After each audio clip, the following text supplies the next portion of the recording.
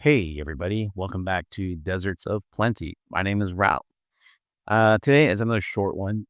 Um, a few years ago, I guess more a decade now, when I was going through a really tough time, I was talking to a therapist, and I highly recommend therapy for those of you.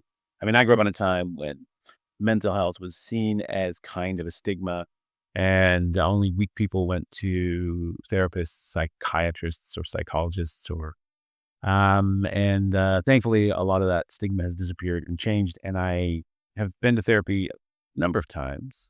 I guess three separate times with three separate therapists, and each time it's only lasted a handful of times. And felt better definitely from all those experiences. Anyway, this one time I was going through a really tough time, and the therapist said a range of things to me, some of which I still carry around. But at one point, she said, "Look, in 100 years, you and everybody you know will be dead, and none of this matters." And at first, I was shocked, saying something. So I guess I took it as improper to bring up death when I was already feeling bad. Uh, but then I realized that first of all, she was right. And secondly, that sort of struck a chord with me in a way that other things she had said hadn't. And I assume we're all different. That, you know, some of you will hear that and go like, "Oh, that seems weird." But anyway, I thought it was improper. And then I had this kind of existential crisis of like, no, that can't be. I'm going to somehow beat the odds. I'll be the one because, we're all living in a matrix and I'm the main character. So I'll be the one that figures it out or something. Whatever fiction one tells oneself, to sort of distance the idea of mortality because most of us, trying to distance that sense. As a kind of interesting aside, that's one thing why, older people especially will take on new projects because there's this feeling of like, well, we can't die in the middle of a big project. This is not fair somehow. It's comforting. Anyway, she said that to me, and I had this existential crisis, but then slowly I realized she was right.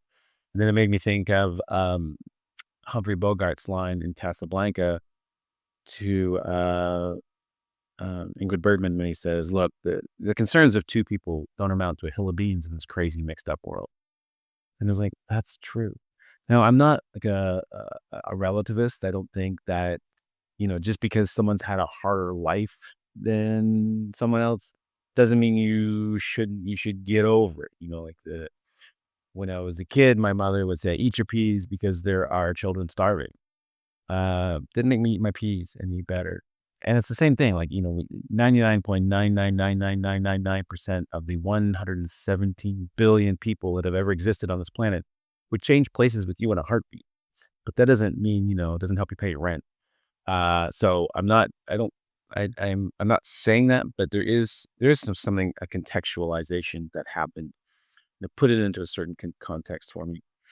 And I sort of started enjoying this idea because you can see this in two ways. Like it can be an existential crisis. It can fill you with dread of like, well, what's life all about then?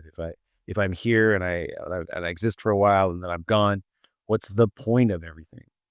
And anyway, and then there are the Stoics, right? The Stoics of the Greek and Roman Stoics, not the small s, but the capital S Stoic. And they have this expression, "Memento mori," remember death.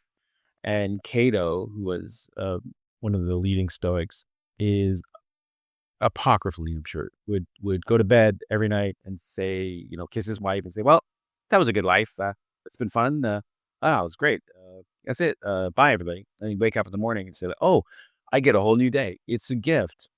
And it's kind of flippant, but I see that now. Right? Well, I see it. I try to live my life that way. Like, not that, every day is an inexorable march towards death, but every day is a gift. Oh, I get a whole day. I wasn't expecting this. I try to think of it that way.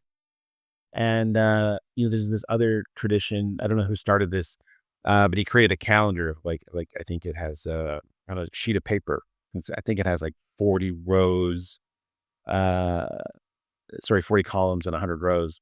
And basically, it's the number of weeks you're going to live, which is about 8,000. That's about 80 years roughly. And every week you cross one off. And it helps. I guess, I mean, I know, I mean, these things would have struck me a decade ago or 2 decades ago as very morbid, as like somehow a fascination or a love of death, necrophilia, but not that way, but a loving of death or, giving it power over you. But it seems in that tradition and in my experience that the more you think about it, the less power it has. I'm much less afraid of death now than I used to be, at least the concept of being dead. I'm terrified of the process of dying or how my death will impact the loved ones around me. But as Jane Goodall says, if you die and there's nothing, well, that's not bad. And I'm like, yeah, there was nothing before me. I don't have any memory of my life before and having no memory of my life after doesn't seem so bad. But anyway, in 100 years, we'll all be dead and none of this matters. Can fill one with existential dread, just like memento mori can, or crossing the number of days or weeks you've lived off on a calendar, marching down to the day you die. But the literature shows that people who ruminate on their death, and I think about it a lot, and I thought I was unique in that process, in that thing, like we all think we're unique in everything. But it turns out, I don't know, I'm reading all kinds of philosophers and psychologists, and they all are the same. And the literature suggests that people who think more about their demise are much more accepting of it and are less fearful of it.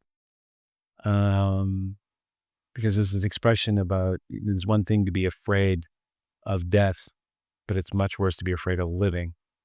And I think or my feeling is that once you accept death as a process that will inevitably happen, it sort of opens up life a bit more.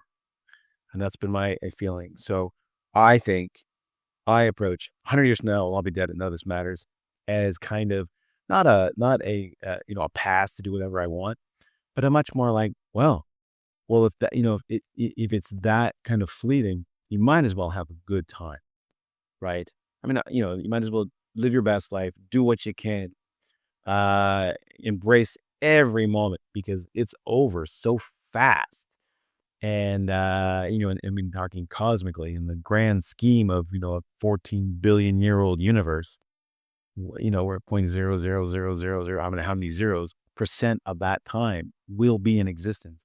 So go out and have a good time because the alternative, I mean, if we're talking like a binary dichotomy, is to be fearful and then try to, I guess, eke out every second you can, always afraid to do things. And I don't want to live that way.